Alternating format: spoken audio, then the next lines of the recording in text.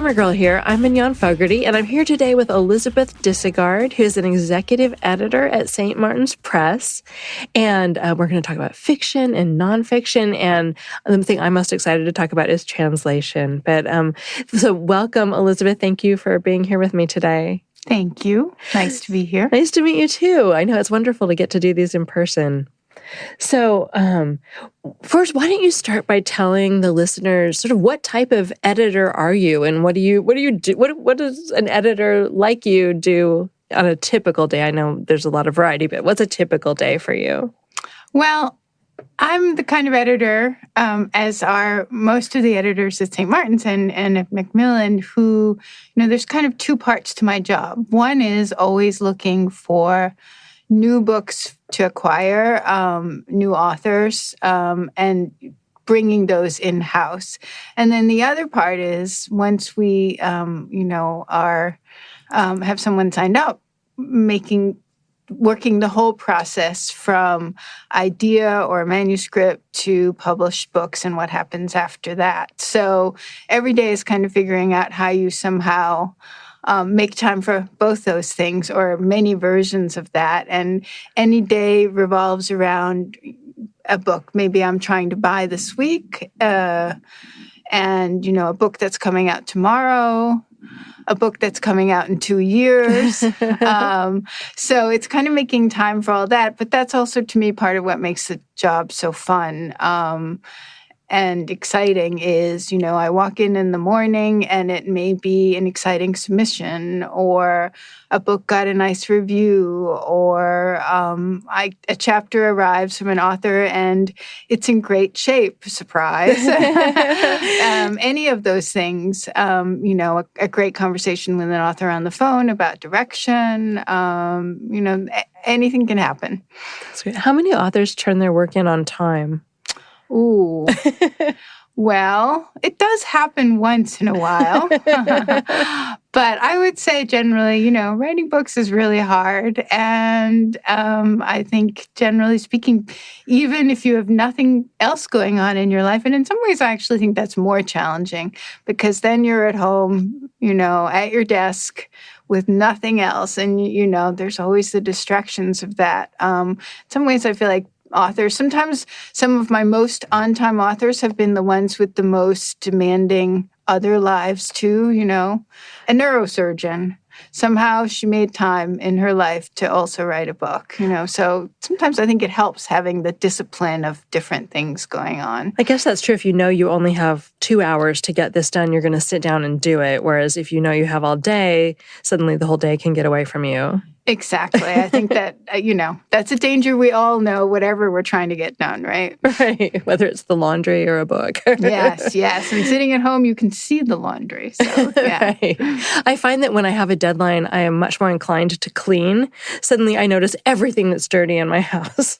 Yeah, I feel that way too when I have a book to edit, and suddenly it seems much more tempting to clean the closet than, it will on any other day. Yes. Right. How much time do you spend with actual manuscripts? It sounds like you spend a lot of time, talking to people and meeting with people. And, what percentage of your time do you think you spend actually with manuscripts? Well, a lot of the time, I guess because you were asking about my days, it's tough to fit in actual editing during the daytime because, there's responding to emails, there's responding to calls, there's working all parts of making sure books are getting done and getting paid attention to, and the authors are doing what they need to do. So often that kind of really focused, concentrated attention can only happen at home on the weekends or at night. So I would say that's where I do the bulk of my editing and a lot of my reading too, because it's just too hard during the daytime. Yeah, that's interesting because I expect, some people will think that an editor just sits and reads and edits on the paper, on the computer monitor, all day long. But it's I guess, good and bad. No, it just seems pretty bad that you have to take all that work home. Well, I think all of us who work in publishing got into it because we love to read. Yeah. So in a way, it's probably what I would be doing at home anyway. I just might be reading once in a while slightly different things. Yeah. But it's always the excitement of if I'm reading manuscripts, is this going to be the book that I fall in love with? So I don't know. It still feels like, after all these years, it still feels like kind of a treat. That's wonderful. So you're like dating manuscripts. So most of the work that you've showed me that you've been working on recently is nonfiction, narrative nonfiction, right? But I know you've also edited fiction. Do you find that process, is it different to do the two different kinds of books? Yes, I think it's very different, actually. I mean, with fiction, generally speaking, almost always when you acquire a novel, it's all you've read a whole manuscript. You may think, there are things that need to change, and you'll have a conversation with the author probably when you're acquiring the book, but you're starting with, say 300 pages. That doesn't mean that there isn't necessarily going to be a lot of editorial work, and maybe multiple drafts. One thing certainly that often happens is a book is too long. And so the process of getting it to the length that I and the author thinks, or at least, will be the most effective for the novel may take several drafts, because often it's pretty hard to let go of your words, and if you've lived, as many writers have, with a book for years before they get to this point, this is a book that they've worked and worked and worked to polish. And then I come in and say, oh, but you know what? Could really lose 300 pages. That sometimes is a process that takes a while, because it's challenging psychologically, and then you kind of start to see it happening. But again, it can take a while, or, parts of the story need to be developed that weren't, or whatever. So in that sense. But with nonfiction, sometimes I'm just buying an idea based on a conversation, or maybe it's a proposal with a sample chapter. It's very rarely a whole manuscript. So then it's a much more involved process along the way in terms of, first, figuring out what the book might be. So, for example, last year I published Michael Eric Dyson's book, Tears We Cannot Stop. And when I bought that book, it was based basically on, I had been an admirer of his work for a very long time. And of course, he's someone who's written many, many books. But in this case, he'd written an incredibly powerful op-ed in the New York Times about yet another couple of instances of the shooting of unarmed Black men by the police. And that's what we had. We had that in a conversation, and we had to figure out how to make that into his next book. And that process took some time, because we really wanted to get it right in terms of this very difficult and emotional subject, and the time that the country was in at that point. And what we finally settled on was making the book into a sermon, which was so powerful because Michael is a preacher, first and foremost. He's many other things too, but that's a format that he has lived with for most of his adult life. And it turned the book into something very different than anything he's written before. It also became, in some ways, much more personal. And that's part of the exciting thing about, working with an incredibly talented author, is kind of, helping them to figure out what to focus on, what to do. And really shape the project. Yes, yes. And so it sounds like a nonfiction book would take longer, sort of beginning to end, at least your part of the work, since the book isn't written yet. But then I can imagine that also not being true, that someone might struggle with reshaping a novel they had written. Does nonfiction typically take longer, or does it just vary depending on the project? Dr. Dyson's book we ended up publishing within months of. Wow! Yeah, I mean, we signed that up in early August and we published in January. So, oh my gosh! And that was including all the time kind of agonizing about what we were going to do. So we can be very fast, but generally speaking, most nonfiction projects, we give authors at least a year or two of that process. To a deliverable, acceptable manuscript. With fiction, It varies, but I would say sometimes we also give, a year or whatever. But yes, it depends. And of course, when you're starting from scratch, you can also run into roadblocks, like things take longer or things come up in people's careers that they also need to deal with. It's kind of life. Right. So you found him through his op-ed in the New York Times, and then did you approach him after you read the op-ed? Well, I mean, I already knew his work from the past, and the op-ed. He has an agent, and she knew of my interest in his work, so that's when that happened. And certainly, other publishers were very interested too. Yeah, yeah. It's always exciting when there's multiple people interested. Especially when you end up being the one when who you're gets the winner. The book. Yes. Right. Then there's a lot of pressure to make it work and turn it around quickly. Okay, we're going to take a quick break to thank our sponsor, Bombas, and then we'll be right back. How often do you think about your socks? I'm kind of weird because I really love socks, so I do think about them a lot, but you probably don't think about them as much. But when you try Bombas socks, they'll change the way you think about socks forever. Bombas are the most comfortable socks in the history of feet. They're made from super soft natural cotton, and every pair comes with arch support, a seamless toe, and a cushioned footbed that's comfy but not too thick. With many colors, patterns, lengths, and styles, Bombas look great in the gym, at the office, and out on the town. Bombas are what feet daydream about.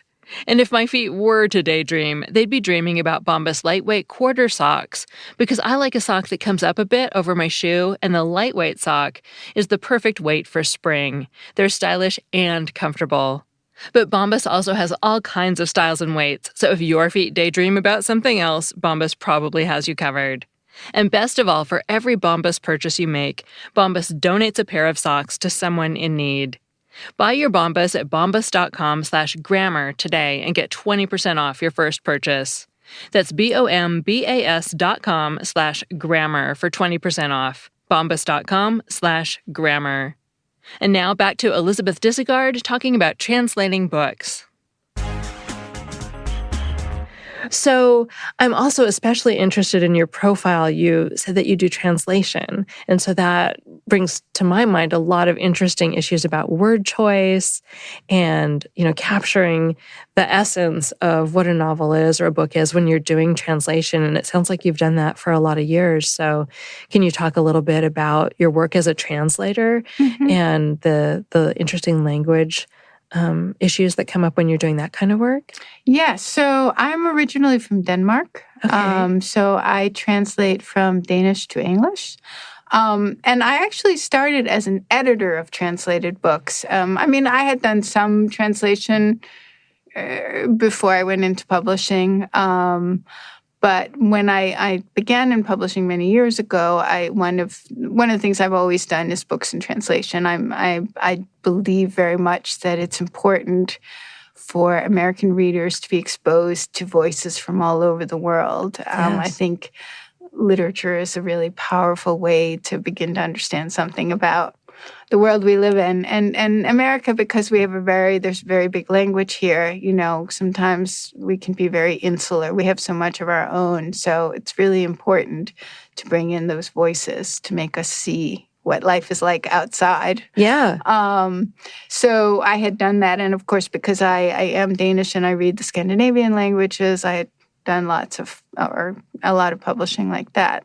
But then an author I had published suddenly was without a translator, and at that point I had moved on, so I was no longer her editor, and so I stepped in and I began work as a translator too. And it's challenging and really rewarding kind of thinking work because, as you said, it forces you, as you're working, to think about, there's so many times when there are different ways that, you can translate something. There are words and phrases that exist in one language and not in another. Whole ways of saying things that can kind of change the meaning. It's funny, as an editor, some of the most successful translated books I've worked on are ones where they were actually translated by a couple. So one person's native language was one thing and the other. Often it was like a man and wife or whatever. And now that I've become a translator myself also, I find myself thinking, that is kind of the perfect way to do it. Because when I'm sitting at my desk, right at that moment, wow, it would be great to turn to someone and say, well, what do you think? Should it be this way or should it be that way? Yeah. Yeah. Are there any sayings that come to mind that you've had especially hard time translating? Or is there a pun that you translated that you were particularly proud of having done a good job with? I don't have an example off the top of my head, but I will say some of it is one of the things that's also interesting is how language changes over time, right? And so this is also a way to kind of, for me, to keep kind of current with how Danish is spoken, because it's, there's suddenly like whole expressions and whole ways of doing things that didn't exist 10 years or 20 years ago. Yeah, I was reminded a few weeks ago, maybe a couple months ago now, I did a little segment on people in Norway are using the word Texas to mean crazy because of the whole like the Wild West idea and sort of some of the wild stories that come out of Texas. And so I learned that people they use Texas as a word to mean like, oh, that's so Texas. And it just made me, it was so interesting and it made me laugh. And, that how people can, we interpret each other's languages or borrow words from other languages that make sense to us that might not be used the same way in the original country. Interesting, although I would imagine, so for the translator of that book, would it remain Texas? And probably, because I think all of us might still... You could get it from the context. You could kind of get it from the context, right? Yeah. But it is interesting. English is such a... large and powerful language in the world now, because so much of our culture, I think, in terms of music and film and everything else is exported, that, every language borrows. Right. Yeah. English is known for being an aggressive borrower. Exactly. Yeah. Well, English has all over the years, but certainly looking at just my tiny little language, Danish, lots of English going on. Curse words is a big one, but it's not just that. How fun. Excellent. Well, thank you so much for being here with me today. I love talking with you and hearing about your work. That was Elizabeth Disegard, who's an executive editor at St. Martin's Press. And I'm Mignon Fogarty, better known as Grammar Girl. That's all. Thanks for listening.